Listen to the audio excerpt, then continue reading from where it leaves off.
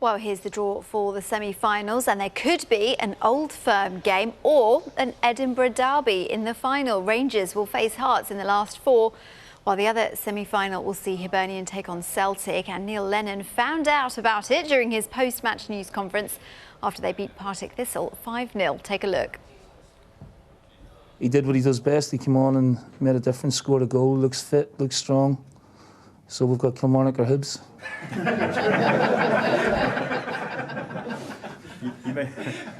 You mentioned Tom Rogic. Is he a player? No way to go back after that. Sorry, Mark. Tom Rogic. I think we're going to get pulled out next league. Yes. I know it's a nice feeling to see the draws and you're still in there. I know we're so accustomed to it, but yeah, it's another cracking game to look forward to. And it was a convincing 5-0 win for the holders as they beat Ian McCall's Partick Thistle. Bio opened the scoring in the first half before a double from Olivier Encham and others from Tom Rogic and Scott Sinclair secured the win. On paper, these games look easy, and we know that they're not. And we just asked them to find a little bit more second half, and they certainly did that. So there's some exceptionally good individual performances, and yeah, it's an excellent win. And of course, the most important thing is that we're into the semi-final. 18-year-old Jeremy Frimpong received the man of the match in his debut for the club, following his deadline day move from Man City. My first professional game, it was amazing. The fans, oh my gosh, I loved them already. Like, it was just crazy, man. And then just when I came off, just to hear them, it was just amazing. Oh, I knew they were the best team in Scotland, so obviously I was like, yes, I'm going to the best team in Scotland. So obviously I was going to be like, oh, so when we play teams, it's going to be good because Celtic always win. So I'm always going to be on the winning team. Celtic will face Hibs in the semi-final after they beat Kilmarnock on penalties, with the ties taking place on the 2nd and 3rd of November. Celtic defender Bolingoli claims he's not been aware of criticism of his early performances for the club. The left-back signed from Rapid Vienna in the summer. He has been praised for his recent displays after making a slow start. Celtic signed another left-back, Greg Taylor from Kilmarnock, on deadline day. I mean, I don't see about criticism, and I only focus on my football. I know my qualities, so yeah, I just knew by myself that I needed a little bit of time, but yeah, I'm happy now that I can help the team also with my qualities, and confidence was for sure there. Even it wasn't easy in the beginning of the season for us, for me also especially. But as I say, I just kept to work hard, and the adaptation also was important for me. And now you can see also on the pitch as a team, individually, that we're doing very good. Lennon says he has no resentment towards his former club Hibernian. Lennon left Easter Road in January after he was suspended by the club, and says he has nothing but fond memories from his time in charge. I always liked Hibs as a club anyway before I got the job, and then, you know, that reinforced that feeling, you know, in the 2.5 years as manager. So we had great times, you know, promotion, Europe, top four, semi-finals, and we played with a swagger at times as well. It's always the same when a manager leaves a club. It very rarely ends well, you know, but you know, that's sort of like just a small part of a far bigger picture of good things. Simonovic will not play for Celtic again this year after Neil Lennon confirmed the defender would be sidelined for 3 to 4 months after a knee operation. The news comes as the Parkhead boss gets set to face his former club Hibs at the weekend. Here's Ronnie Charters. Jozo Simonovic hasn't played for Celtic since the 2-0 win over AIK in the Europa League qualifying in August. The defender picked up a knee injury which required surgery, and today his manager revealed the results. 3 to 4 months, you know, so it was a clean-up, and he knows what he needs to do for his rehab, and we're just sort of discussing maybe if he can go away for a few weeks, you know, and do some rehab at home. It's a blow for us, a blow for the player. He's had a clean-up in there, and obviously we have to tread carefully with him on his rehab. Lennon was speaking as he prepares to take the trip east to face his former side Hibs.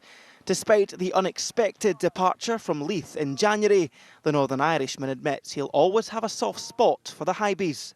I always liked Hibs as a club anyway before I got the job, and then, you know, that reinforced that feeling, you know, in my 2.5 years as manager. It's always the same when a manager leaves a club. It very rarely ends well, you know, but, you know, that's sort of like just a small part of a far bigger picture of good things. Celtic and Hibs will face off again in the League Cup semi-final, with the SPFL confirming a 5:30 kick-off on Saturday the 2nd of November. A little bit of adjustment, that's all. You know, it'll be a different routine for the players in pre-match, but we'll cross that bridge when we'll come to it. We'll be very much prepared, and it's obviously for TV as well. So, yeah, I mean, it's a strange time for a kick-off, but no issues with it, really. Moritz Bauer may return to the fold for tomorrow's match, but Mikey Johnson and Nir Beaton remain on the sidelines.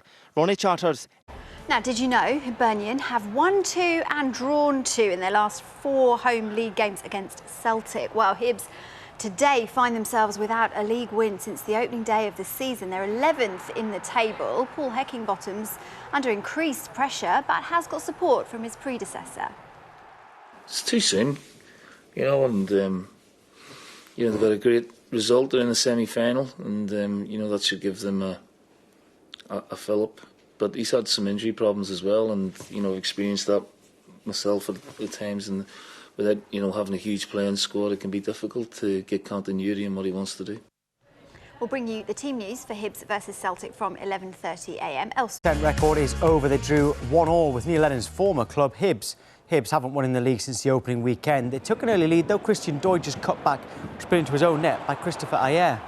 Had a really bad start, Hibs, but this is a big result, even though it's only 1 point. There was controversy about Celtic's equaliser.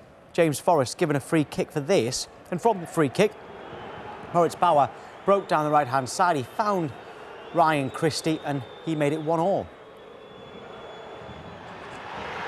And Hibs coach Paul Heckingbottom was not happy, all right? He was sent off. We'll show you why. He kicked a water bottle in frustration, and look who it hits. The back of the legs of the assistant referee. Celtic came close to a winner with this free kick. It found Christopher Julien. Didn't go in, though, 1-1. We set up a good press in front of the dugouts. We win the ball, break, and then it gets called back 5 seconds later for something the fourth official's seen. So that's the frustrating fact. And then I don't think that was transmitted well enough to the players. Some players thought it was a drop ball. You know, it's a foul. And, you know, I don't know if Kevin or the ref's trying to play advantage or not, but the correct decision was a foul. You know, I think it was James came through the back of James Forrest. So I understand Paul being disappointed and with the inconsistency, if you want to call it that, but the correct decision was made. Listen, I just find it really ridiculous, and I'm upset for everyone who's turned out today to see this game. They've seen a good game, don't get me wrong, but everyone on our side's been let down. Meanwhile, Tierney's former club teammate Anthony Ralston hopes a good season with St Johnstone can help him in his goal to become Celtic's #1 right-back.